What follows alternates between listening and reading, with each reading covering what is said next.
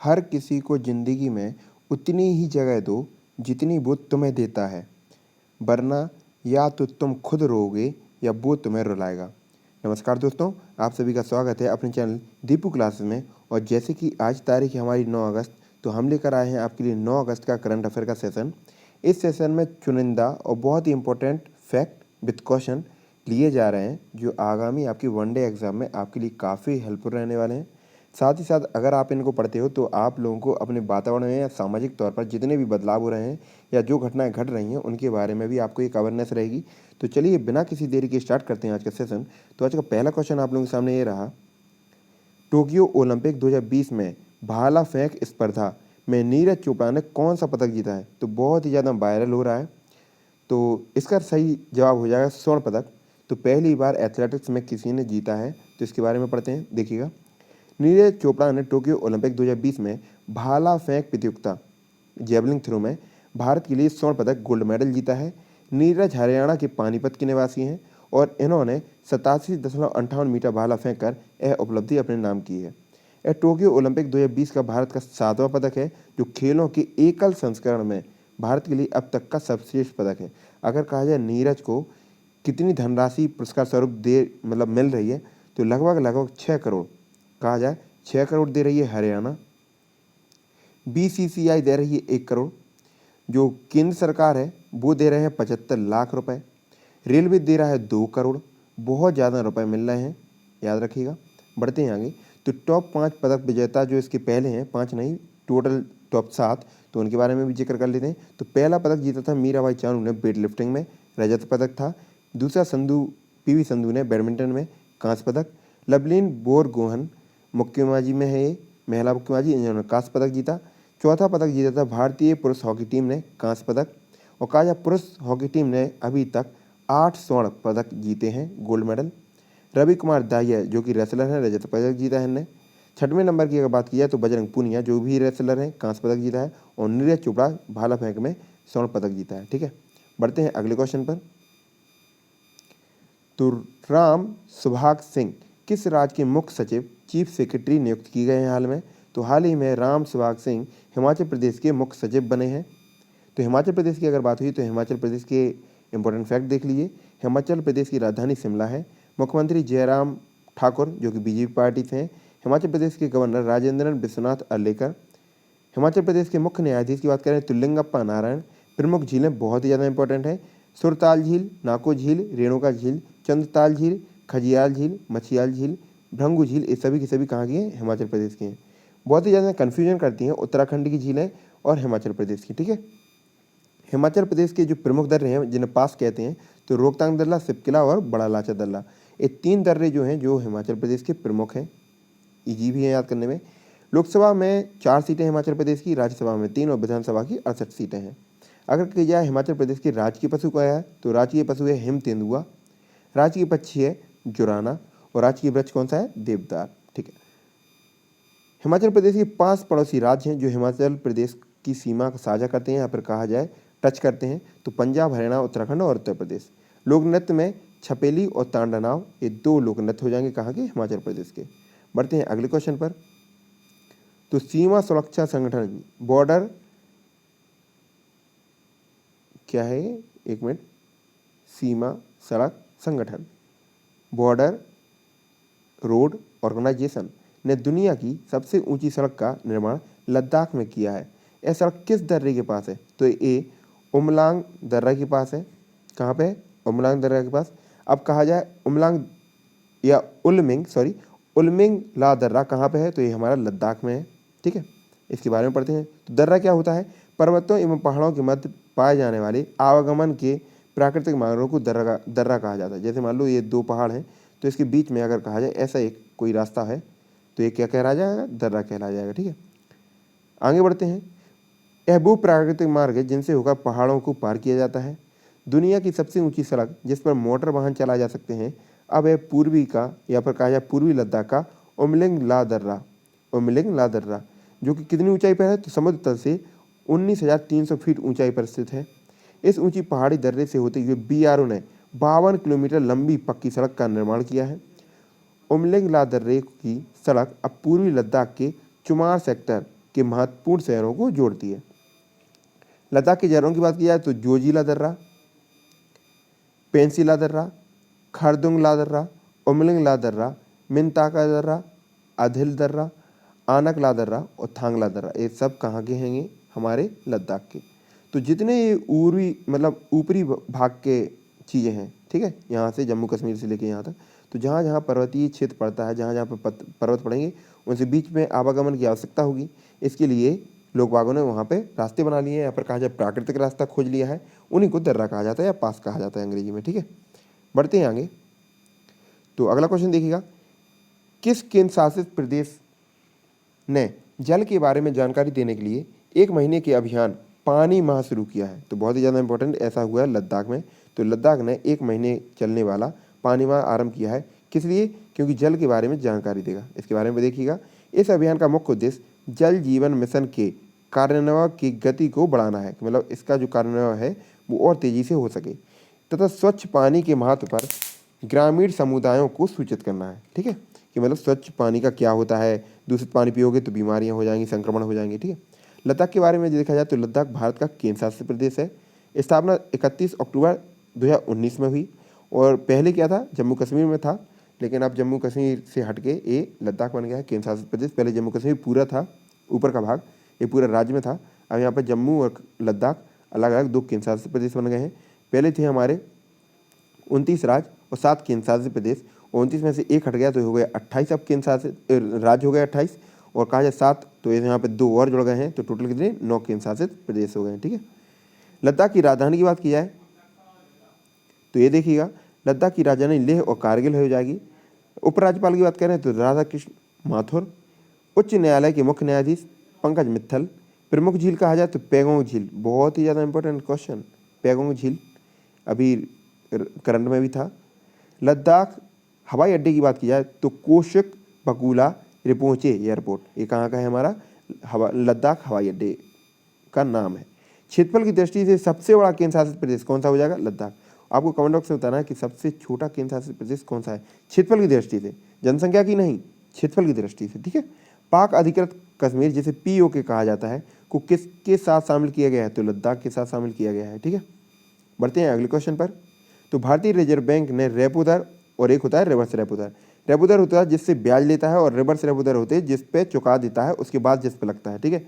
वो कितने प्रतिशत पर बरकरार रखा है? तो इसने रखा है 4% पर रेपो दर है और 3.35 पर रिवर्स रेपो दर, ठीक है।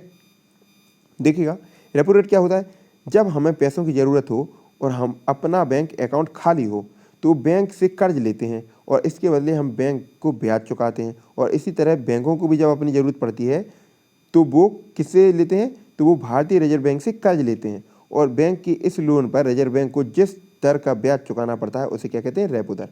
क्या समझ में आया? जैसे मान लो हमने बैंक से एक ऋण लिया, ऋण मतलब कर्जा लिया, और जो ब्याज की दर हम चुकाएंगे वो समझ में आ गया। सेम यही प्रोसेस, जब बैंक को किसी तरह की ज़रूरत पड़ती है तो बैंक किसे? रिजर्व बैंक से ऋण उधार लेता है और उसका कुछ ब्याज चुकाता हुआ, जिस दर पर ब्याज चुकाता है उसको क्या कहते हैं हम? रेपो दर। अब रिवर्स रेपो दर क्या होता है? देश के कामकाज कर रहे बैंकों के पास जब दिन भर के कामकाज के बाद रकम बच जाती है तो उसी रकम को भारतीय रिजर्व बैंक में रख देते हैं। इस रकम पर RBI उन्हें एक ब्याज देता है, मतलब जैसे हम लोग रुपए रहते हैं ना जमा कर देते हैं बैंक में, तो बैंक हमें कुछ ना कुछ सालाना का प्रतिशत में ब्याज देता है।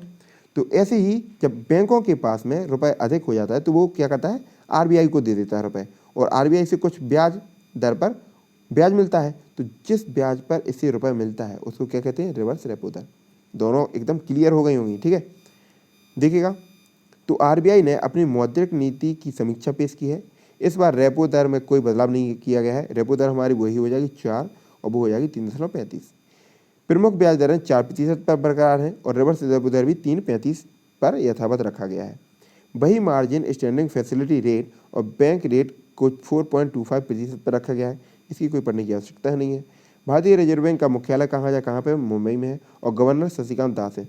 आपके पास जो फ्रॉड कॉल आते हैं तो उसमें कहते हैं ना SBI हमें हेडक्वार्टर से बोल रहे हैं मुंबई से, ठीक है, वही है। RBI का हेडक्वार्टर कहाँ है? मुंबई में। और कहा जाए SBI का, वो भी हमारा मुंबई में है, ठीक है। देखिएगा अगला क्वेश्चन, भारत के पहले हार्ट फेलियर बायो बैंक का उद्घाटन किस राज्य में हुआ है? तो ये हमारा केरल में हुआ है। इसके बारे में देखिएगा, बायो बैंक क्या है? बायोबैंक उच्च गुणवत्ता वाले जैविक मानव नमूनों के संग्रह का एक महत्वपूर्ण संसाधन है जिसका प्रयोग आणविक मार्गों को समझने और दिल की विफलता के निदान उपचार में सुधार के लिए किया जा सकता है। ठीक है। देश में पहले हार्ट फेलियर बायोबैंक का उद्घाटन केरल के Shri Chinna Tirunal institute for medical science and technology में किया जा रहा है या किया गया है। ठीक है। भारत के जो टॉप 5 करंट अफेयर है उसके बारे में भी यहाँ डिस्कस कर लेते हैं। तो कौन सा शहर उच्च गुणवत्तापूर्ण पेयजल जिसको कहा जाता है ड्रिंक फ्रॉम टैप योजना, कौन से शहर में? तो ये पुरी में। और पुरी कहाँ पे है? हमारा उड़ीसा में। और पुरी में क्या होता है? जगन्नाथ मंदिर की यात्रा निकलती है, जगन्नाथ रथ निकलता है। ठीक है। कुड़ा का सूर्य मंदिर पुरी में है, ब्लैक पगोड़ा कहा जाता है। 1 करोड़ फास्टैग जारी करने वाला देश का पहला कौन सा बैंक हो गया? तो ये पेटीएम बन गया है। ट्रांसजेंडर के लिए आरक्षण प्रदान करने वाले देश का पहला राज्य कौन सा है? कर्नाटक। और ट्रांसजेंडर की पहली यूनिवर्सिटी कहाँ खुली है? गोरखपुर में। कहाँ पे? यूपी में है। कोविड-19 के खिलाफ 100% टीकाकरण कराने वाला पहला भारतीय शहर कौन बन गया है? तो ये बन गया भुवनेश्वर। भारत का पहला स्वदेश निर्मित वाहन पोत जिसका नाम क्या है? IAC P71 विक्रांत को नौसेना में शामिल किया गया है। इस विमान वाहक पोत का निर्माण किसने किया है? तो कोचिन शिपयार्ड लिमिटेड ने इसका निर्माण किया है। बढ़ते हैं अगले क्वेश्चन पर। राष्ट्रीय महिला आयोग NCW की फिर से अध्यक्ष कौन बनी है? तो पहले भी थी रेखा शर्मा और फिर से बन गई है रेखा शर्मा। ये तो सभी लोगों को याद होगा। NCW का full form national commission for women, राष्ट्रीय महिला आयोग। केंद्र सरकार ने रेखा शर्मा को 3 साल के एक अन्य कार्यकाल के लिए नामित किया है, मतलब 3 साल के लिए फिर से एक्सटेंडेड हो गया है इनका कार्यकाल। बढ़ते हैं अगले क्वेश्चन पर। किस देश के मकदेंछू जल विद्युत परियोजना को ब्रुनेल मेडल से सम्मानित किया जाएगा? तो ये भूटान की परियोजना है जल विद्युत की, इसके बारे में पढ़ते हैं। तो भूटान की भारत सहायता प्राप्त, मतलब भारत की सहायता से मकदेंछू जल विद्युत परियोजना ब्रुनेल मेडल से सम्मानित किया जाएगा। ब्रुनेल मेडल क्या होता है? तो ऐतिहासिक रूप से दुनिया भर की प्रमुख परियोजनाओं और संगठनों को दिया जाता है। यह पुरस्कार उद्योग के भीतर सिविल इंजीनियरिंग में उत्कृष्टता के प्रतीक के रूप में दिया गया था। भूटान के भारत सहयोग प्राप्त मकदेंछू जल विद्युत परियोजना को लंदन स्थित सिविल इंजीनियरिंग संस्थान द्वारा ब्रुनेल मेडल से सम्मानित किया जाएगा। ठीक है। बढ़ते हैं अगले क्वेश्चन पर।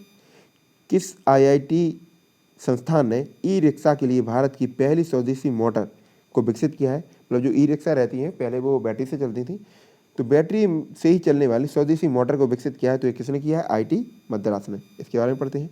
तो IIT मद्रास नई रिक्शा के लिए भारत की पहली स्वदेशी मोटर को विकसित किया है।